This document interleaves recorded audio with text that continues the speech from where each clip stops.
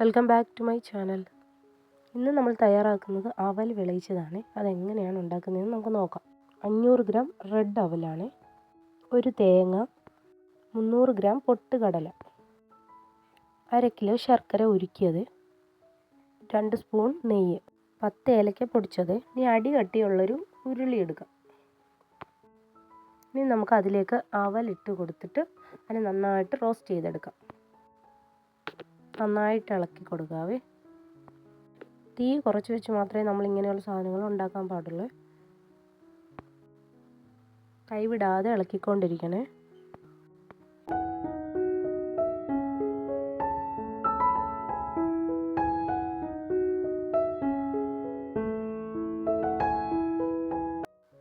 ഇതിൻ്റെ പരുവം നമ്മൾ മനസ്സിലാക്കുന്നത് അതിലെടുത്ത് നോക്കിയിട്ട് ഒന്ന് കൈ വെച്ച് ഞരടി നോക്കുക. അത് പൊടിഞ്ഞു വരുമ്പോഴാണ് അതിൻ്റെ പാകമായെന്ന് നമ്മൾ മനസ്സിലാക്കുന്നത്.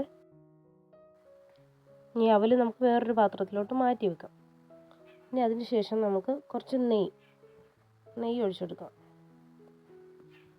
എന്നിട്ട് നമുക്ക് പൊട്ടുകടല ഇതിനകത്തോട്ട് ചേർത്ത് കൊടുക്കാം. പൊട്ടുകടല വറുക്കുമ്പോൾ നമുക്ക് നെയ്യ് ഇട്ട് കൊടുക്കണം.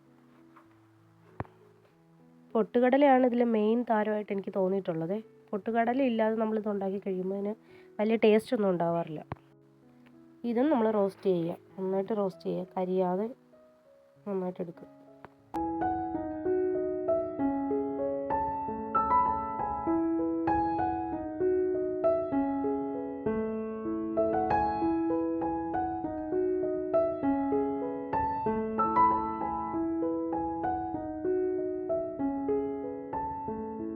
അപ്പോൾ ഇതിൻ്റെയും പരുവമായിട്ടുണ്ട് കേട്ടോ. ഇത് നമുക്കൊരു പാത്രത്തിലോട്ട് മാറ്റി വെക്കാം.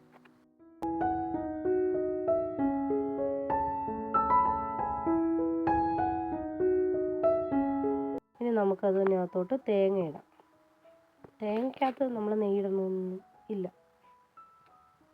ഇതും നന്നായിട്ടൊന്ന് വെള്ളമയം ഒന്ന് മാറിയാൽ മതി.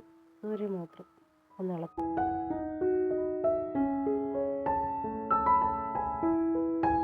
ഇനി നമുക്ക് എടുത്ത് വെച്ചിരിക്കുന്ന ശർക്കര പാനി ഇതിനകത്തോട്ട് ഒഴിച്ചു കൊടുക്കാം.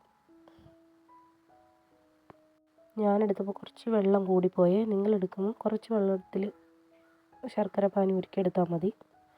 അല്ലെങ്കിൽ ഇത് ഇളക്കി വരാൻ ഇച്ചിരി താമസം എടുക്കും. ഇതെല്ലാവരും വീട്ടിലൊന്ന് ചെയ്ത് നോക്കണം കേട്ടോ. ഇത് വലിയ പണിയൊന്നുമില്ല. നമുക്കെപ്പോഴും കിട്ടുന്ന സാധനങ്ങളൊക്കെയാണല്ലോ. ഒന്ന് ഇടയ്ക്കൊന്ന് ചെയ്ത് നോക്കണേ. അവലിടുന്ന വീഡിയോ എൻ്റെ കയ്യിൽ നിന്ന് മിസ്സായി പോയി കേട്ടോ. അതാണ് അതിടുന്നത് കാണിക്കാത്തത്. നന്നായിട്ട് ഇപ്പം ഞാൻ അവലിട്ടതിന് ശേഷമുള്ളതാണ് കാണിക്കുന്നത്. ഇനി ഇത് നന്നായിട്ടൊന്ന് ഇളക്കുക. അതുപോലെ തന്നെ ഞാൻ തീ ഒന്ന് മാറ്റിയിട്ടുണ്ട്.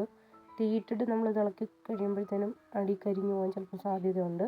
അതുകൊണ്ട് ഞാൻ ആ തീയെല്ലാം മാറ്റിയിട്ടുണ്ട്. എന്നിട്ടാണ് ഇതെല്ലാം ഓരോന്നോരോന്ന് ഇട്ട് കൊടുത്തിട്ട് ഞാൻ നന്നായിട്ട് ഇളക്കുന്നത്. പൊട്ടുകടല ഇട്ടു. അതിന് ശേഷം നമ്മൾ ഏലക്കപ്പൊടിയാണ്. ഇത് പഞ്ചസാരയുടെ കൂടെ പൊടിച്ച് വെച്ചേക്കുന്നതാണ് ഈ ഏലക്കപ്പൊടി. ഇത്രയേ ഉള്ളൂ നമ്മുടെ പരിപാടി കേട്ടോ. ഇത്രയേ ഉള്ളൂ, കഴിഞ്ഞു. അപ്പോൾ നിങ്ങൾ ചാനൽ ഇഷ്ടപ്പെട്ടാൽ ലൈക്കും സബ്സ്ക്രൈബും കമൻറ്റും ഷെയറൊക്കെ ചെയ്തേക്കണേ.